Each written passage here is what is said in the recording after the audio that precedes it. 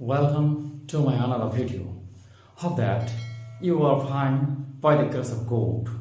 This is Mediation, your study partner. এর আগে আমরা প্রেজেন্ট এবং পাস্টের চারটি ভাগ পড়েছি। অনুরূপভাবে ফিউচার টেন্সেরও চারটি ভাগ রয়েছে। তার মধ্যে আজকে পার্ট 9 এ রয়েছে ফিউচার ইনডিফিনিট অর্থাৎ সিম্পল ফিউচার টেন্স। প্রথমে জানতে হবে ফিউচার ইনডিফিনিট বা সিম্পল ফিউচার টেন্স কাকে বলে। সবারই সুবিধার্থে আমি বোর্ডে লিখে রেখেছি, ভবিষ্যতে কোনো কাজ ঘটবে এরূপ বোঝালে, ভবিষ্যতে কোনো কাজ ঘটবে এরূপ বোঝালে ফিউচার ইনডিফিনিট টেন্স হয়। মনে রাখতে হবে বাংলা ক্রিয়াপদের শেষে বে, বো, বা, বি, বেন এদের যে কোনো একটি যুক্ত থাকবে। উদাহরণ দিলে বিষয়টা আরো ক্লিয়ার হবে। যেমন সেই একটি গান গাইবে, যেরকম বে যুক্ত আছে এখানে।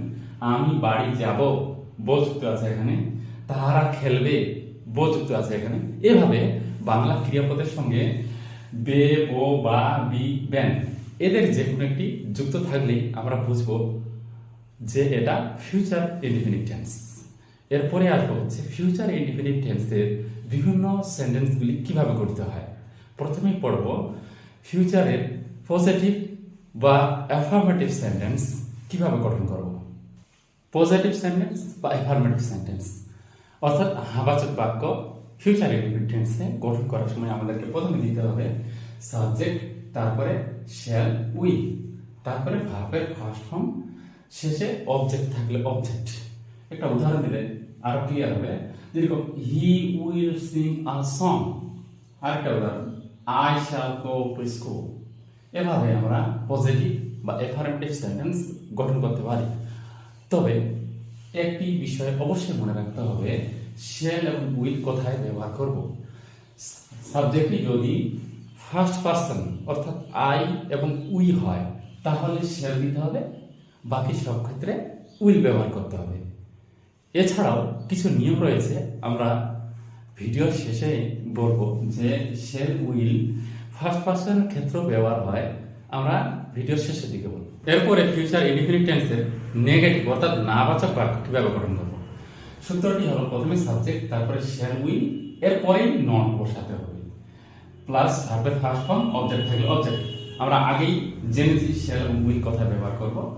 উদাহরণ, হি উইল নট, এর আগের উদাহরণটা ছিল ওই উদাহরণটা দিয়ে করেছি বোঝার সুবিধার্থে। হি উইল নট, উইলের পরে নট বসেছে, Singh a song. I shall not go to market. এইভাবে নেগেটিভ সেন্টেন্স গঠন করা যায়। এবার হচ্ছে ফিউচার ইনডিফিনিট টেন্সের ইন্টারোগেটিভ অর্থাৎ প্রশ্নবোধক বাক্য কিভাবে গঠন করব। আমরা এর আগের টেন্সগুলোতে দেখেছি ইন্টারোগেটিভ সেন্টেন্স গঠন করার সময় অক্সিলারি ভার্ব সামনে দিকে চলে আসে। অনুরূপভাবে এখানেও তাই হবে, অক্সিলারি ভার্ব যেটা রয়েছে, যেরকম শ্যাল উইল রয়েছে, তো শ্যাল উইল সামনে দিতে হবে, তারপরে সাবজেক্ট, তারপরে ভার্বের ফার্স্ট ফর্ম, তারপরে অবজেক্ট। অবজেক্টের শেষে যেটা হবে, অবজেক্ট থাকলে তো অবজেক্ট দিব, না থাকলে তো অবজেক্ট দেওয়ার দরকার নেই। অবজেক্টের পর অবশ্যই একটা নট অফ ইন্টারোগেশন অর্থাৎ প্রশ্নবোধক চিহ্ন দিতেই হবে। একটা উদাহরণ দেওয়া যায়, will he Singh a song, শেষে প্রশ্নবোধক চিহ্ন। আরেকটা, shall I go to market. আরেকটি উদাহরণ, will she read the story. এভাবে আমরা ইন্টারোগেটিভ সেন্টেন্স গঠন করতে পারবো। আমরা জানলাম পজিটিভ সেন্টেন্সের গঠন, আমরা জানলাম নেগেটিভ সেন্টেন্সের গঠন, তারপরে ইন্টারোগেটিভ সেন্টেন্সের গঠন। এই সেন্টেন্সের গঠনগুলো জানার ফলে আমরা যেভাবে চিনতে পারবো সেন্টেন্সগুলি, টেন্সগুলি যেভাবে চিনতে পারবো, ঠিক অনুরূপভাবে ইংলিশ স্পোকেন করার সময় আমরা উত্তর দিতে পারবো, প্রশ্ন করতে পারবো, কাজে লাগবে। এগুলো অবশ্যই ভালো করে মনে রাখতে হবে। একটি বিষয় আর মাথায় রাখতে হবে, যদি কোনো অনুমান বোঝায় কোনো বাক্যের মধ্যে, বা ইচ্ছা আশা প্রকাশ করে, কিংবা প্রতিশ্রুতি বোঝায়, সেক্ষেত্রে কিন্তু ফিউচার ইনডিফিনিট টেন্স গঠন করব। একটু গঠনটা চেঞ্জ হবে। এখানে যদি আশা, আকাঙ্ক্ষা এবং প্রতিশ্রুতি প্রকাশ করে তাহলে ফার্স্ট পারসন এর ক্ষেত্রেও কিন্তু আমরা উইল ব্যবহার করব। আমরা কয়েকটা উদাহরণ দিয়ে বুঝিয়ে নিই ব্যাপারটা। যেরকম we will win the match, আমরা ম্যাচটা জিততে পারি। এখানে অনুমান করা হচ্ছে, এখানে উই এর পরে কিন্তু উইল বসেছে, শ্যাল বসার কথা এর আগে আমরা পড়েছি শ্যাল, কিন্তু উইল বসেছে।